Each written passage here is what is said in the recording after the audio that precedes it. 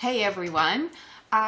So what I'm going to do for you right now is I'm just going to explain what I would like you to do as far as introducing phonics to a very young child, say someone who's 3.5, and you think they're ready for learning about their sounds and how their sounds are spelled. And this so far is the only part in the course so far where I'm actually going to ask you to buy a certain type of book. It's called Alphabet Stories, and I'm going to provide a link with this week's lesson on where you can buy them. Now, you don't have to buy this book specifically, but I do want you to buy one that is like this, and I will show you exactly what I mean.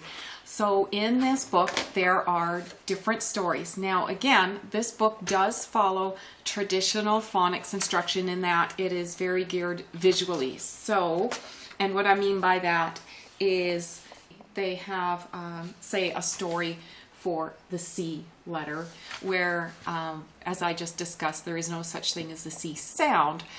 There's an S sound and a K sound that the C spells, as in cereal, S sound, or as in caterpillar, K, the K sound. But anyway, so there are those limitations. But the reason I do like this type of book is what they have are stories associated with each letter or sound, the letter. But what I'm going to ask you to do is do it introducing by a sound. So I don't want you to do the vowels because those are strictly letter based. Let's start with the consonants, okay? Like B, super easy. Okay, and so what this book has is, so they have a story, they have a puppet. So this is BB Bunny for B. Then there is a story about BB Bunny, and then you can make up a little book that goes along with the story. And and the reason I like the story, it is chock full of book words, okay, words that start with the B sound.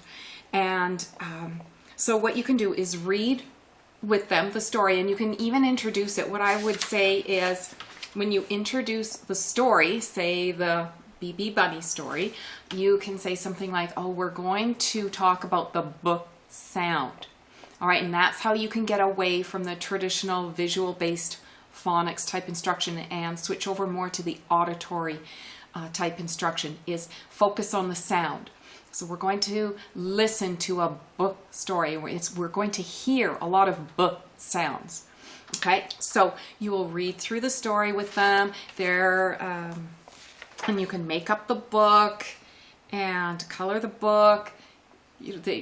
Do whatever you would like with the book, but have them listen to that story and listen to the sound, and then have them make the sound with you, and have them maybe even tell you, what does it feel like? What is your mouth doing when you make that sound? What does it look like my lips are doing? And kind of, especially if they're a tactile learner, if you know that they like to be very hands-on and they're kind of a touchy-feely type of person, then you can certainly talk about what it feels like to have your mouth make that sound. What are your lips doing? That sort of thing. And then once they get a really good idea of the sound, and they make the sound and they can hear it in the words, then what you're going to do is say, okay, and here is how we spell the B sound. And then you show them the lowercase and uppercase B.